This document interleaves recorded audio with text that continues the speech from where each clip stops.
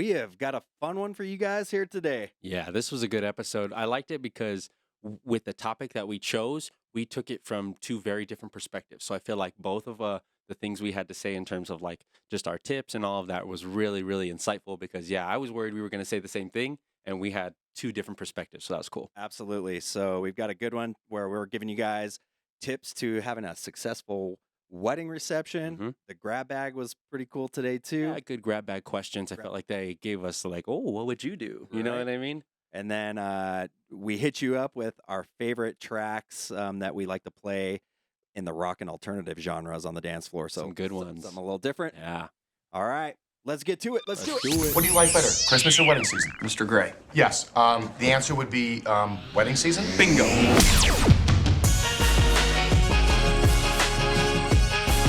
Well, you've just inspired me to hire a DJ, so thank you. Oh, well, good luck finding a DJ who can move and shake like this.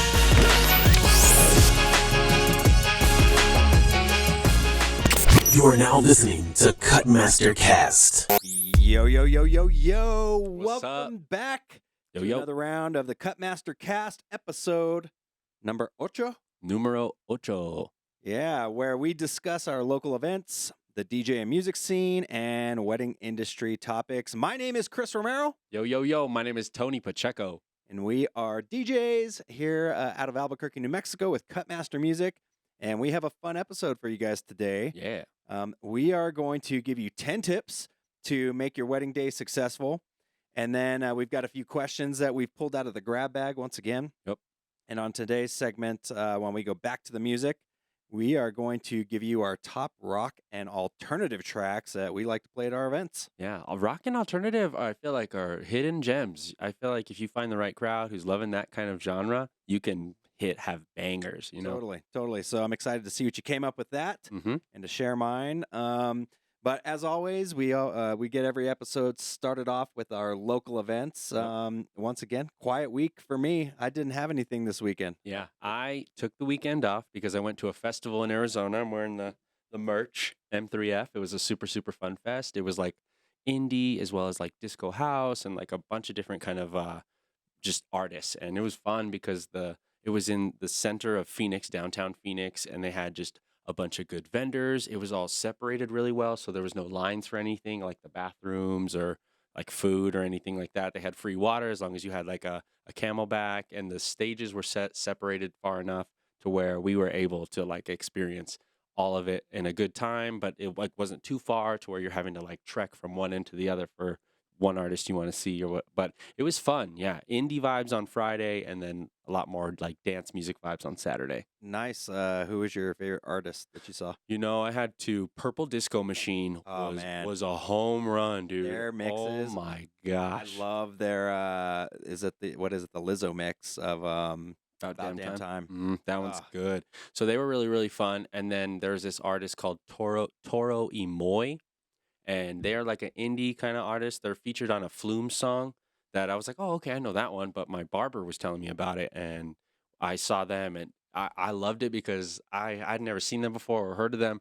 And I was literally Googling the lyrics of each song we were hearing, and then I would type like the lyrics and then Toro Imoy so I could like make sure to save all the songs that we were listening to. And I was like, this is a really, really fun show. So that was a good festival. They had a sick after party at this place called the Pemberton, where I was able to see like the tubes that we have in action. Yeah. And they built out this cube. Yeah, these Suckers. tubes are awesome. I'll throw up a picture or some video on the screen. We geek out over these. Yeah, if you guys couldn't tell. I gotta say, it was one of the coolest feelings to see the tubes and be like, yeah, we use those. I was also hella inspired to like figure out how can we make shapes with these things to make it just look crazy, because I'm telling you, it was a cube and the DJs were inside of the cube and it just looked so sick. It was just a lot of fun to like be a part of the after party and all that. You walk from the festival to the Pemberton. We got to go right in past the line because we already had tickets and all that. So it was a cool Nice. feeling. Oh, that's cool. That was fun. Yeah, that's kind of nice during the downtime right now. Like I try to find concerts and things like that Yeah. too to check out because we don't get very many weekends during Exactly. during that peak season, right? Yeah, we bought these tickets back in like October, and I was like, yeah, there won't be anything in February. Or March. I can take that first weekend off, and so it was nice. Nice. Good for you. Mhm. All right, cool. So let's dive right into the heart of today, which Tony and I have both put together each 5 tips to have a successful wedding reception. And one thing I was thinking when I started doing this is I didn't. Whoops. Whoa, Sorry. rewind. Is I didn't really give you much structure as to what perspective to take for this. So I'm interested. I was interested to see what your like where you were like. Is this 5 tips for a successful reception for a bride and groom? Is it for a successful reception for us? Yeah. yeah. See, like So for me, mine was a lot bride and groom, but like, yeah, mine was more like things you could also tell like your couples to like. okay, so this is great, and I had a feeling that you might take that Yeah. that angle. So I totally took the angle of having a successful wedding reception. That's like a tongue twister. Say that 10 times. Successful wedding reception. Have a successful wedding reception. Successful wedding reception. You got to think about it. It's kind of tricky. So I did it from the perspective of dealing and working with other vendors and how we are successful, like from our point of view, right? Mhm. So this is good Okay. because we're going to have different angles on this. Exactly. So let's have you go first. What's your first tip that you got for our? So this is one I always love. It kind of ties in with like how we work with guests or with couples too and guests. But you should ask your guests what songs they want to hear on your wedding day. Yes, it is your wedding day, and I agree. You should put your music interest at the forefront, but you should definitely ask your aunts, your uncles, your cousins, all of your guests who are going to be coming to the event, what do you want to hear? And what's going to get you on the dance floor? Because yes, you might be a country lover or a dance music lover, but if you got a grandpa who loves rancheras, or if you've got an aunt who loves 70s disco and ABBA's going to get her out there, that's what you really, really want, is a lot of your guests to be able to have fun and respond to music that they know as well as music that you know. So I think it's always a great way to get a good gauge on what the crowd is going to react to. And like I said, it kind of ties in with us because we have an app that you can send to your guests. You can send them a link and they can put in requests beforehand, because then it's nice because as a DJ, we can go through that list and just figure out like, oh, they love 70s, they love 80s. Let me find some cool remixes, or like it can better help us prepare. And I feel like it's cool to get a good perspective on what your guests are just going to respond to. Totally. No, I think those are, all great tips there. And basically what you're alluding to is think about your entire party and not just you, right? Because I think that's what happens a lot of times is, our couples get super excited about their big day and everything's about them, which it should be. But then most of the time they'll tell us, I want my guests to have a great time. Mm-hmm. And then you see this playlist of theirs that, is definitely very tunnel visioned, right? Yeah, it's like all country or like, kind of one genre minded or whatever. And so Right. that's why when couples too, they'll tell me like, like we have a mix of, we like it all, and I'm like, great. Honestly, that's a way better answer than like, oh, we only like country or we only like hip hop, because then you're open-minded to having all kinds of genres on your wedding day. Right. Mhm. Okay. So What do you got? And actually, that kind of ties in with my first one. And Yes. remember, mine is geared more towards the vendors and working with, with vendors in our industry Mhm. and having a successful event. But I think it's really what you just alluded to. So number one for me is communication. Yeah. Right. So communication and having great communication among all vendors, I think, is huge in having a successful event. I think when you have vendors that aren't on the same page with each other, Mhm. and especially like for us, I think our main communication tends to be with coordinators, right, or planners. Yeah. Or photographers too. Yeah, and so think about that, right? So when we're not on the same page with a photographer, I mean, we can think of a probably 1,000 different ways, and examples of this, but an example that comes off the top of mind for me is sunset photos. Oh yeah. Okay, so if you're not in communication with each other, that number one, that they're even taking sunset photos, and now I've got this timeline that I'm trying to stay on top of, and we're going to be doing toasts, and here we go, we're going right into the toast. They've just poured champagne, but then the photographer comes up and says, "Oh, I've only got 8 minutes. We got to go. Yeah. Right? We they're got to taking go." them. They're like, Right, and now they've just poured champagne. Now your guests are going to have warm champagne Yeah. during the toast. well, often too, dinner is just ended, so you're entering right into that like limbo time where everyone's like, "All right, what's happening? We just finished," and you're like, "We're waiting on the bride and groom." sorry, like we can't do anything unless they're Right. here. Yeah, and so 8 minutes turns into a half hour, Yep. right, Mhm. outside. So no, and I mean, and it's really easy. Just communicate. Yeah. That's pretty much it. So a lot of times, we go over the timeline with coordinators and any vendors, photographers, videographers beforehand. I'll usually have extra copies of our agenda and timeline printed Yep. out. And even though I always tell them this isn't exactly the way things might go, it just kind of depends. But I try to put estimated times and things like that on there, and then they might come back to me and tell me, "Hey, sunset's going to be at this time," and I'm always willing to work with them, and I'll Yeah. get that. That actually gets me into my second one. Um, but I'll talk about that here in just a minute. So, Okay. number one for me, communication. Yeah, and I feel like it really does go in a bunch of different directions for photographers, videographers, catering staff, planners. All these people really do need to be involved in it. I've had a chef chew me out one time because dinner was not happening exactly at like Yeah, 6:15 because they're- like you they're can ready. yeah, well, food temperature can drop and then that's where you start developing bacteria and stuff like that. So I was Absolutely. like, oh wow, I never really gained that perspective until it happened to me, but like those it's always important. So Very yeah. important. All right, what you got? Number two. Okay, number 2 is going to be a TikTok. That was what that little wink you heard. There it is. Okay, so this one's really nice. I love this one because it kind of reaches both guys and girls. But what it is have an emergency kit. Have an emergency kit with a bunch of different things. Yeah, baby. Yeah. It's helpful. I promise you. You don't think you're going to need it, and then you're going to use almost everything in it. Whether it's AA batteries or a bunch of different things. But this TikTok was really nice because it kind of summarized it well. So let's see. I'm pretty sure I've made the ultimate wedding emergency day kit. So let's go through it. Stay tuned till the end to screenshot my list. Starting off with like first aid category. An assortment of medication like Advil, Aleve, Tylenol, Gaviscon, Pepto-Bismol, Reactant, eye drops, assorted band-aids, blister band-aids, bug spray and sunscreen, this lidocaine spray I've seen everywhere over TikTok for your feet. Okay, next up, like hygiene, portable waterless razor, Lysol all-in-one, cotton swab, dental picks and flossers, on-the-go toothbrushes, mints and mouthwash, Kleenex, assorted deodorants, panty liners and tampons. Okay, next onto like fashion stuff. Lint roller, Tide to Go, sewing kit, Downy wrinkle release, static guard, fashion tape, assorted safety pins, scissors, insoles and white chalk. Here's the last. Wow. So that's the Yeah. next song, just in case you were wondering. No, so I liked that list. I felt like it was a good list that touched every single thing in terms of like hygiene, clothes, a bunch of just different things. So I always say just have an emergency kit, just in case for emergencies. Yeah, same thing for DJs. Make sure you have an emergency kit. Backup batteries, bring a Vendors. backup laptop.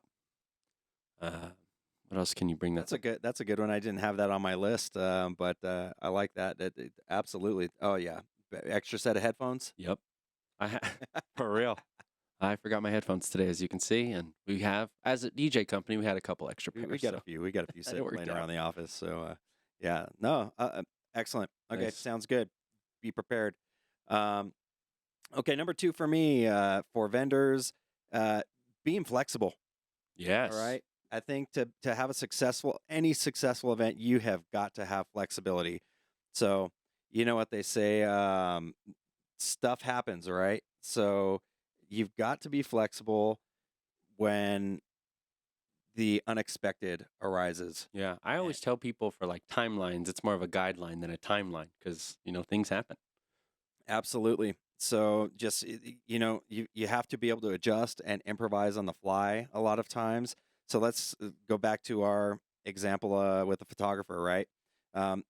Sunset's happening. They're probably in panic mode at this point. They haven't talked with you about it. They have to get these pictures. So it's really funny how often I hear that mostly from venue coordinators, and planners, like, oh my gosh, working with so-and-so was so hard and so stressful. And most of the time it's because of ego, number one, and then having a my way or the highway mentality. Yeah. And for me, it's like, okay, sunset pics, they've got to get these pictures. I know it's important to the couple, Mhm. right? It's important to them. So no sweat, go ahead and take them out. I'll hold down the fort here. I could play some background music, maybe make a little announcement to let people know what's happening. Just depends, Yeah. but if they've been waiting and they're expecting, the toast to be happening, if I can, I might hold off on or get the event staff to hold off for a minute on passing out champagne. Yeah. So little things like that, like to try to help out, right? And just be flexible and roll with it. So instead of like having this, no, this is my timeline. We have to be on this schedule, and blah. Now, I mean, you're already you're stirring up the pot even more and making things even more stressful for people. And I Yeah. just think there's a lot of ways that we can actually alleviate tension and stress and make things so much smoother. We have the power to do that, Yeah. right? So I think, being flexible. Yeah, and it's very good to be flexible because everything can be thrown at you on a wedding day. You really don't know what to expect, whether it's an old man falling over and busting his head, or something as simple as like she just needs to rebustle her dress, right? Just it's always good to be prepared and just to be flexible for it. So, Totally. All right, what you got? Number 3. nice. Oh, so this one I always recommend to every single couple I talk to. This is make a wedding playlist that just has everything you want to hear on your wedding day, whether it's for the ceremony, the reception, during dinner, during dance, whatever. Feed it into one playlist. And then if your DJ is good, he will go through the playlist and organize it into like playing, making sure the Temptations goes into dinner and Bruno Mars goes into open dance, right? But I always feel like it's hard to just sit there and think about what songs do I want to hear on my wedding day in just like one sitting. You can't just like sit there and go through it. But like say you're at the gym, cleaning your house, just doing something. I always like to say make a wedding playlist so then when those songs come on shuffle and you're like, "Oh yeah, Diplo. Yes, let's throw that in there." Like it's way easier to make a playlist that way over time versus just sitting there for 1 hour thinking like, "What is every single song we want to hear?" Right. All right. Good tip. Number 3 for me, vendors.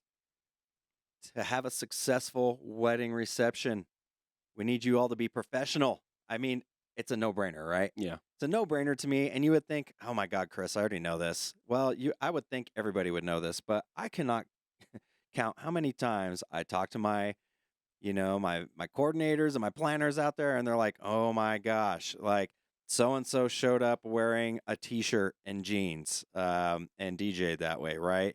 So there's like a lot of things, a lot of different like subcategories to being professional. I mean, number 1, dress professionally. What does that look like? It doesn't mean you have to be in a tux, right? But I mean, I think at minimum, number 1, once again, communicate. So if you're having a wedding out on the beach, you probably don't want to be dressed up in a suit and a tux unless they call for that. But Yeah. most of those are gonna, it might be okay if the groom is wearing nice pants, a Hawaiian t-shirt, and flip flops, Yeah. right? So then you should also probably looking to be doing the same. I mean, some weddings, maybe the groom and this has happened with me before. The groom and the groomsmen were all wearing Jordan 1s. Yeah. Like let's cool. let's go, right? Right, Like that's let's dope. bust out my J's, with the suit and that sort of thing. But most of the time, I think 9 times out of 10 for us, it's a matter of like dressing like in a suit, having a jacket. It's now this year I haven't been doing the tie Yeah. or a bow tie or anything like that because that's kind of I like to go with whatever the trends are doing it's and your try to be style. stylish, Mhm. But a tie, bow tie, whatever you want to do, like just make sure it's professional and aligns with what the couple is looking for with the vibe for their wedding, right? Yeah, So definitely. And even like stuff like how you handle your emails, how you're handling your load in and your load out, like all of those things really do matter because I feel like it really does alleviate a lot of the stress that other vendors have to deal with. So when you're able to show up and do your job at a really good level, they feel confident that that is taken care of and they can go take care of something else. pretty easy. Be respectful of others, Yep. venue managers, other vendors, talk to others. You So always say it, be nice. this is something that some people, I shouldn't say a lot, but some people have a hard time doing is not talking down to others.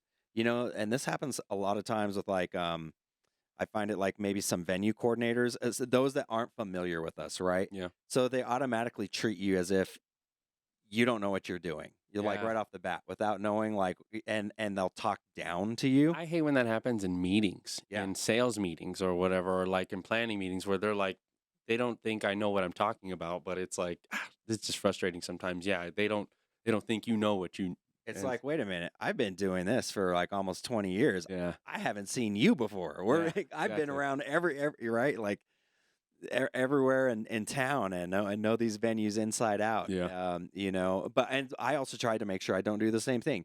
You know, I'm not talking down to anybody. We should all be team bride and groom, Yeah. team bride and bride, team Mhm. groom and groom, whatever it may be, right? We're Yeah. team couple.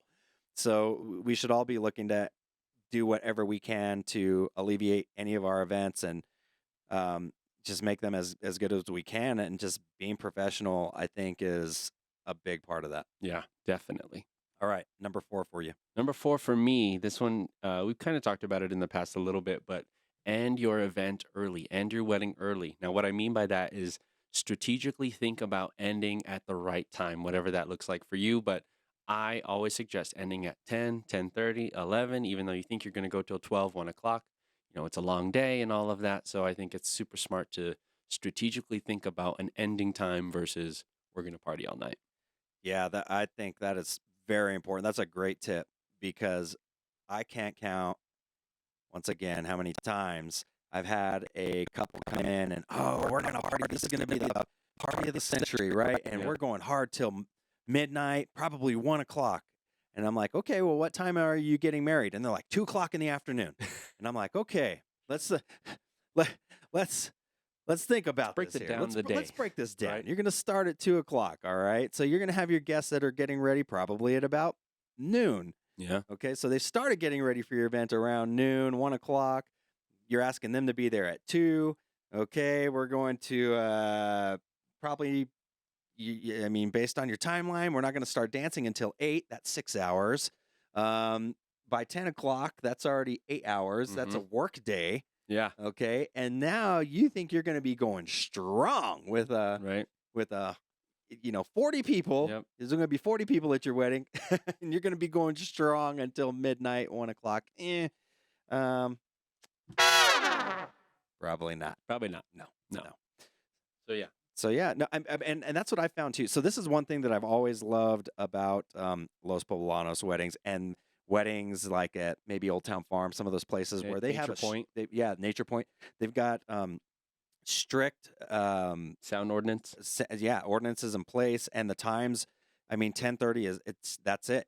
The music has to stop at that time, and Yeah. in some cases it's 10 o'clock. Does Los Poblanos let you go till 10:30? 10:30. Nice. Yeah, Okay. they'll let you go till 10:30, but that's it. Like it's a Nice. hard. You got to start wrapping it up. So it's usually about 10:15, 10:20. Nice.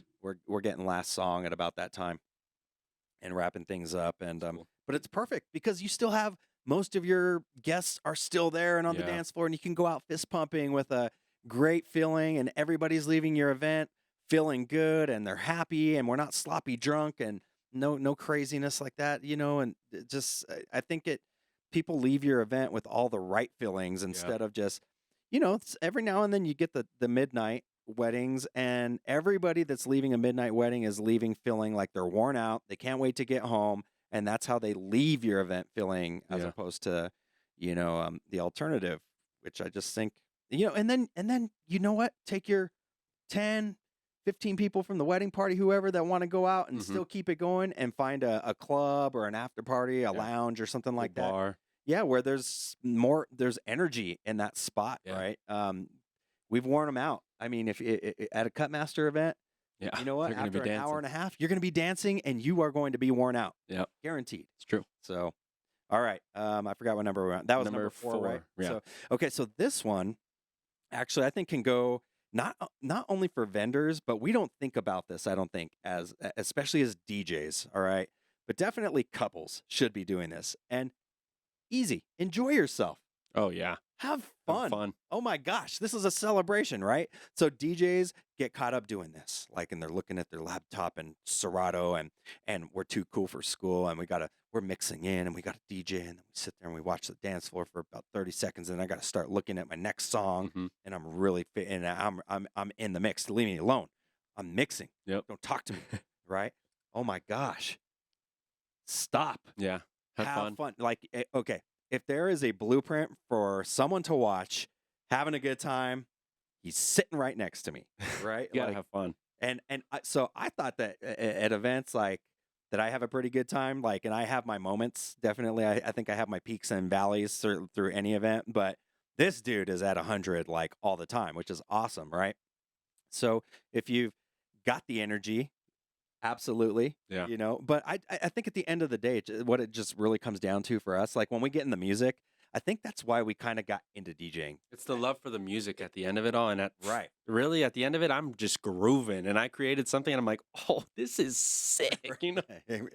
Totally. So I mean, you're gonna go to our TikToks, go to our Instagram, and you will see. I mean, and I'm not afraid to throw it out there. And it might, for some people, it look like even borderline, almost look cheesy to you, like what we're doing out there. But we're just legit grooving and having a good time vibing. And that's when I can get into that vibe in the night where I'm loving the music, I'm enjoying the crowd, I'm enjoying like what we're doing, and like I'm just immersed in it with them. Like that's the best. It is. It really is. And I've always been told too, like your energy behind the booth really feeds the crowd and it encourages people to have fun, let loose. They see you, oh, he's having fun behind the booth. I can have fun too. And so I always feel like, my energy can be contagious for others and allow people to feel more comfortable because, I'm by myself and I'm jamming.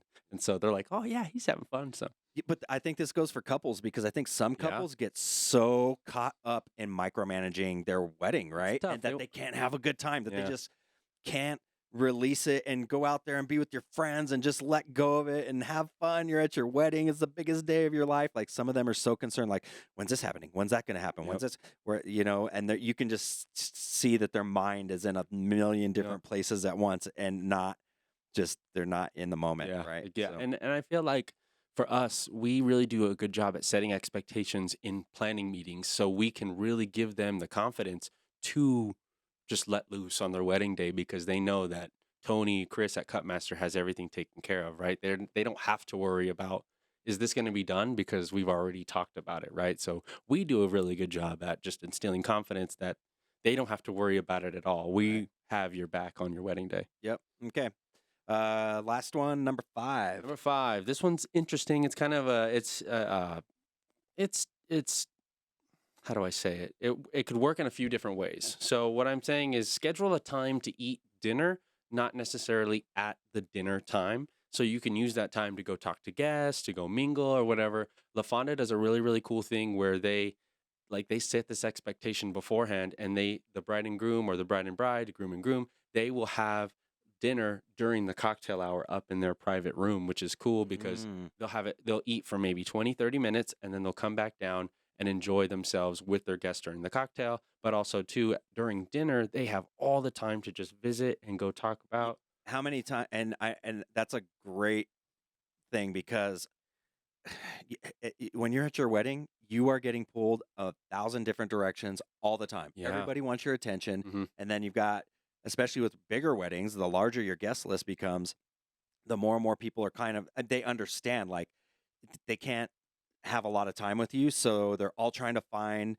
when's a moment that they're by themselves. And the minute they see you by yourselves, here comes Uncle Joey, I always say you're a magnet on your wedding day. So it's very important. That's good. But what's interesting though is, a lot of couples will take their photos during the cocktail hour. Right. So that was like kind of something where I was like, okay, well, just schedule a time to eat dinner or take those photos beforehand. I've seen a lot of photographers take all the family photos before the ceremony even begins. And then that way they can enjoy the time with their guests during the cocktail hour.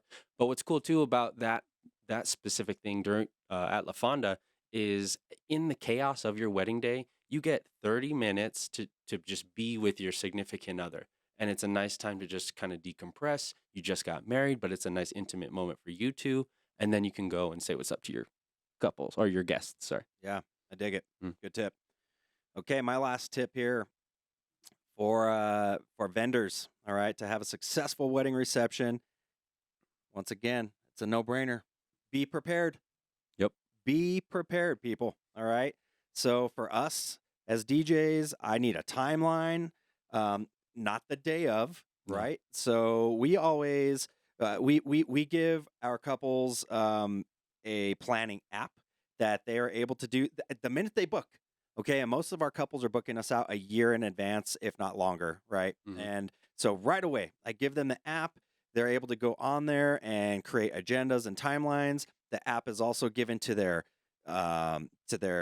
coordinators and planners, Mm-hmm. so that way, they don't have to use our app if they don't want to. I really don't care what they use. Okay, if your coordinator has something that she's using, great. All I need is at our final event review, which I like to do my event reviews the week of the wedding. Yeah. So if the wedding's on Saturday, I usually have them in on Monday or Tuesday.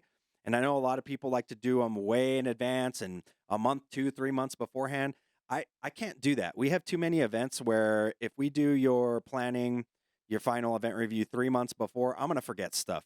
So I like to do them the week of, because that I am locked into you for that week. The event is like really fresh in your mind when you meet that Monday. You're like, okay, this is what's happening this Exactly. weekend. And You're it's locked in. and I'm a few days is plenty of time for me to prepare. And the things that I need to prepare, music, I mean, that's obvious, right? So Yeah. like I need to make sure if your first dance as husband and wife is I don't know, a ballad of a Metallica song, I want to make sure that we've got the right version. Yeah, exactly.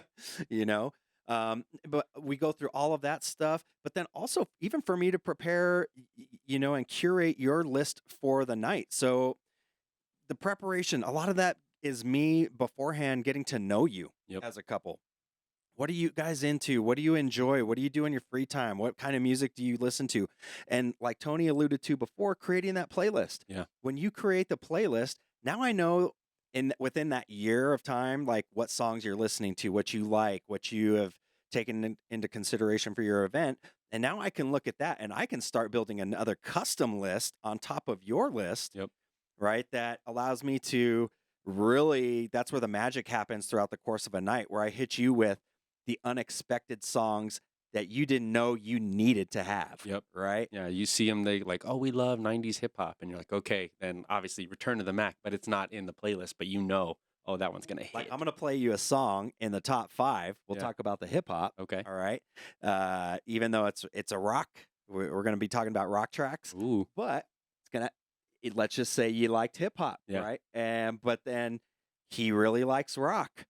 So this is where you get, as a DJ, I got a dope mix. You know what I mean? You prepare, right? Yeah. So being prepared and spending the time to prepare for that specific couple. And that's the emphasis here. Not preparing like you do for every single event and not having a template that every event we do this, and this in this exact order. And I play this exact playlist if you're a florist, I arrange the flowers exactly like this, or,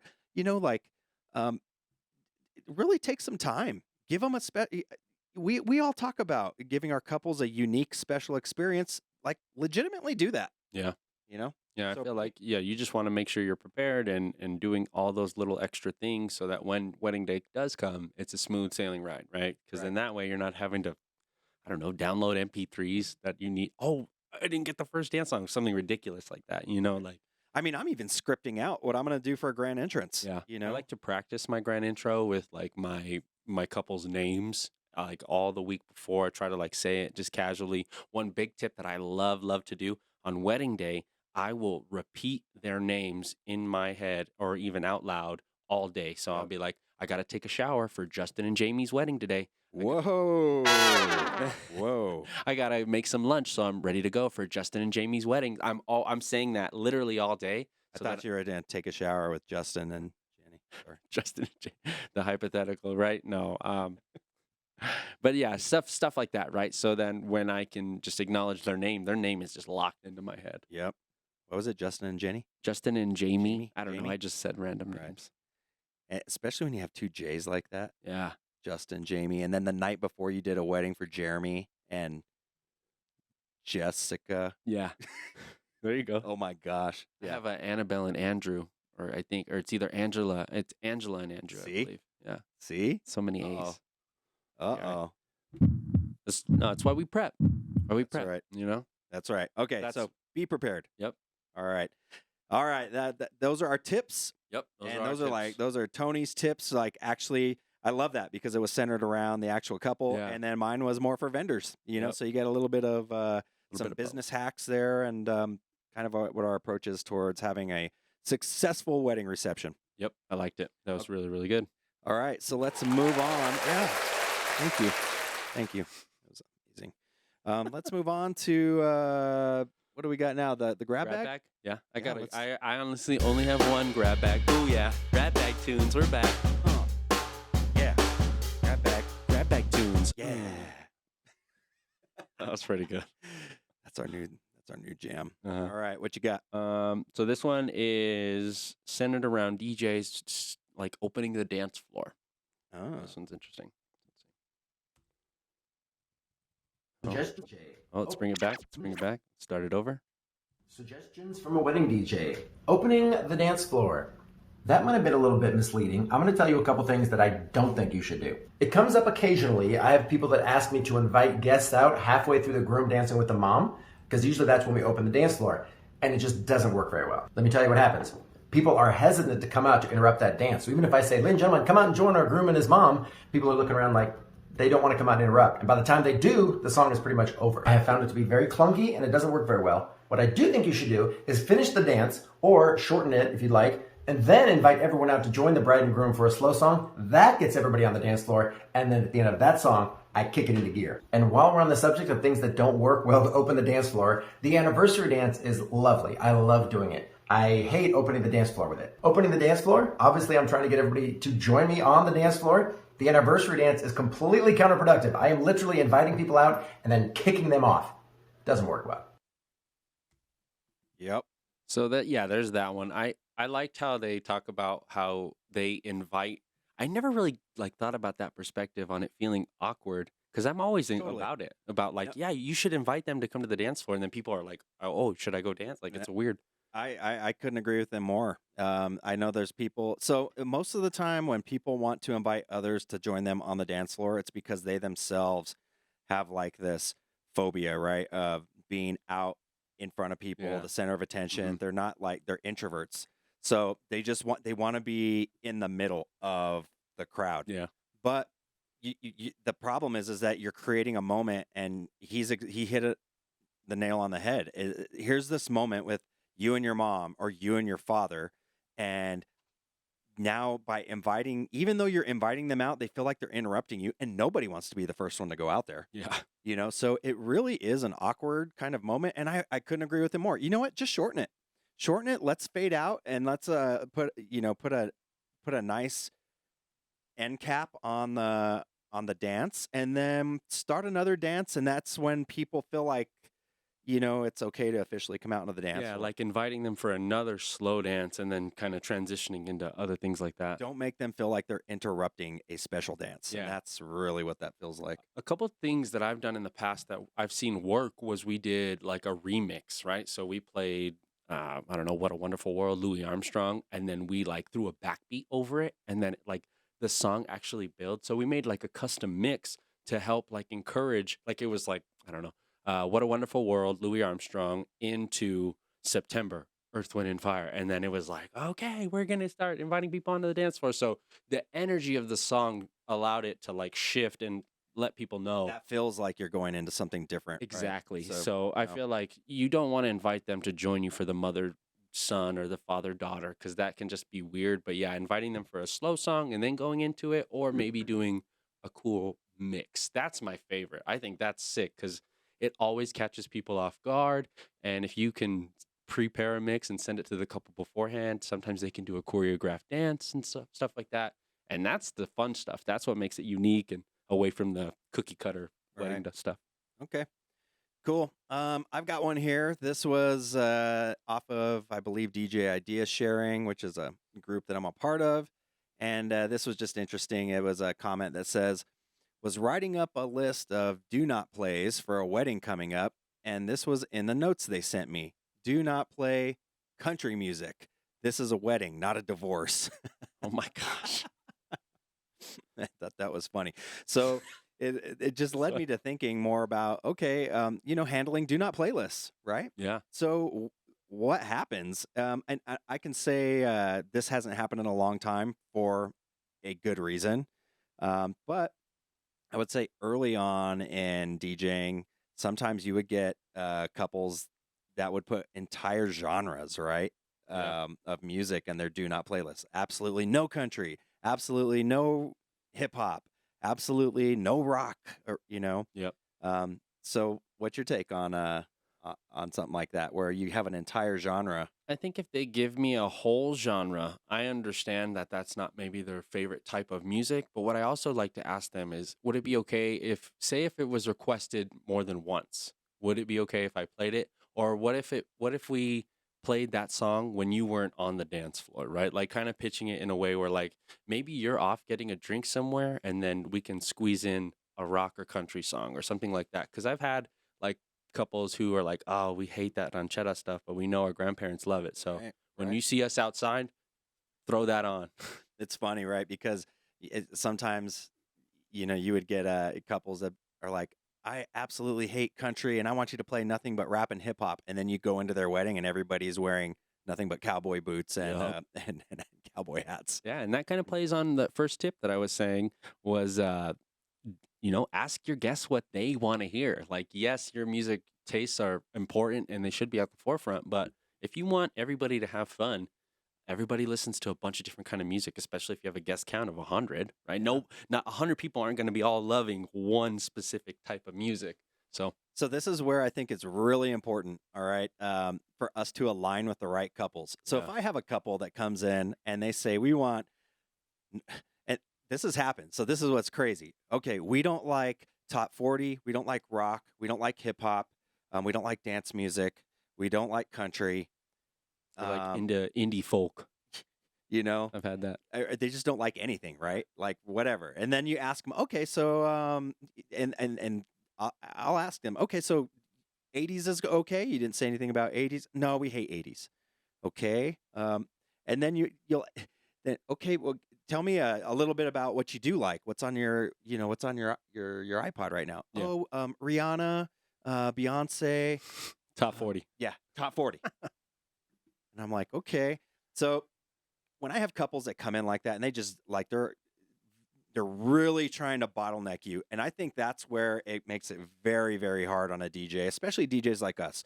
We like to go different directions. I feel like the ideal couple is the complete opposite of that couple. The couple that comes to me and says, we love everything. And then I start throwing out genres because I want to make sure. A lot of times they'll tell you we love everything. And then you say, oh, okay, so country's good. And they'll be like, oh, no, we hate country. Yeah. That's Right. true. But if they say, no, we love country, we don't think we're going to have a lot of country people, but you might try a country song or two, and we're cool with that. And we love top 40. We love all the classics. We love rock. If you just read the crowd, we just want everybody to have a great time. That's my couple right there. But if you're pigeonholing us and just bottlenecking me, and I can't make the right and left hand turns, especially because then you've told me, no, we just want everybody to have a great time.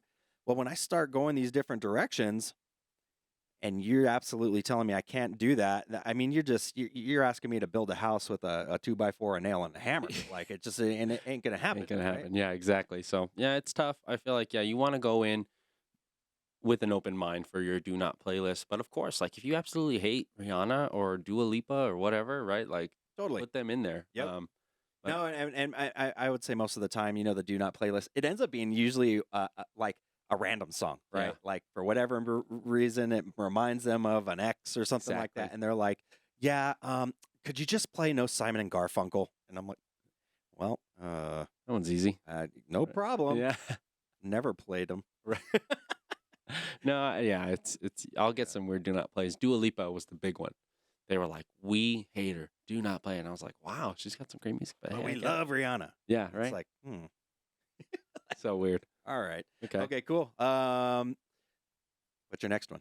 That was it. that was All I it? had was that one Okay, so TikTok. I've got one more. Okay. I've got this one's funny, and maybe you can throw this article up on the screen here for us for the YouTubers. Yeah.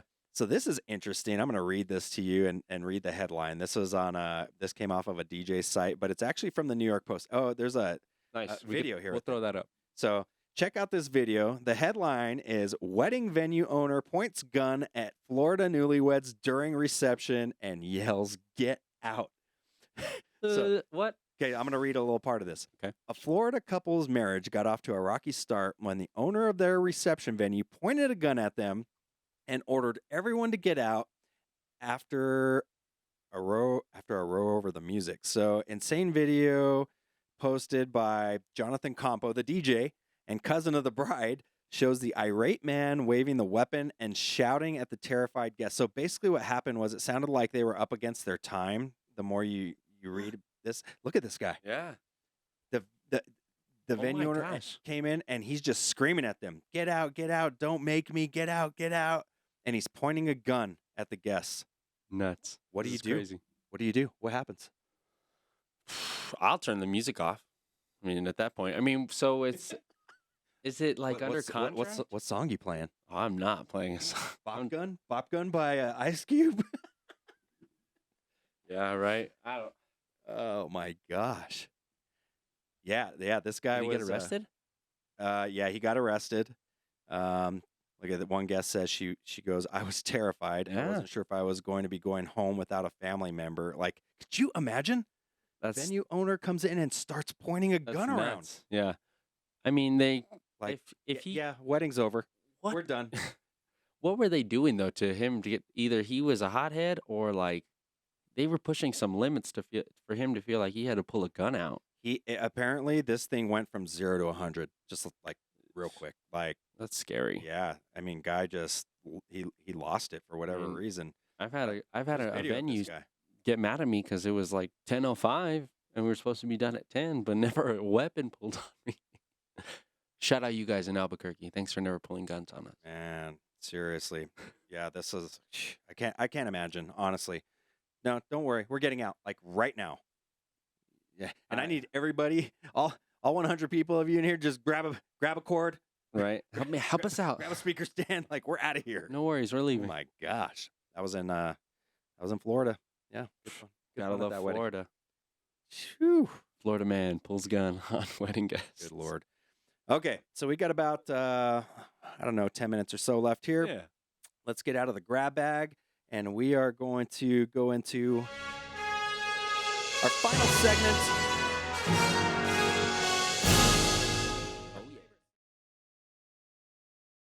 Oh man, But that was sick. yeah, I was not ready for that. yeah, I'm telling you, man. So, Good one. so this is like the difference, right? Like, and when that's where you have somebody that loves rock. Yeah. I love rock, Yeah. right? Okay, so you give them a little "Don't Stop Believing." You got some Anna here on the top of it. Throw levels on it, Mhm. and we're just going But- out. You have no choice but Yeah. to go out fist pumping. Exactly. Or like, yeah, say they love classic rock and they're like, but we're massive Taylor Swift fans. And you're like, oh, I got Yeah. the one for you, right? Isn't it that's the best when they bring genres together and you're like, oh my gosh, Got I one. have this Yeah, mashup. It is exactly. going to blow their faces off. Yes. I always love that when they'll give me an artist and I'm like, oh, I got some good ones. Yep. All right. Okay. So I think we're gonna put a bow on this one. I hope you guys enjoyed it. That was good. That I was like that fun. one. Yeah, that was a good Good content all around. yeah, that was a good back to the music sesh there. So hopefully you guys got a little something out of this one today. I really enjoyed it. Mm-hmm. Thanks Went again over for our listening. tips. That was really good. We appreciate you all so much. And yeah, we just thank you. We're going to have a guest here in a couple weeks, a couple Uh-oh. episodes soon. So keep your eyes peeled for that. And yeah, we just are grateful for you guys tuning in every single week. So thanks so much. And yeah, we'll be having a new episode next week. We'll do it again next week. Thank you guys so much. All right. Peace.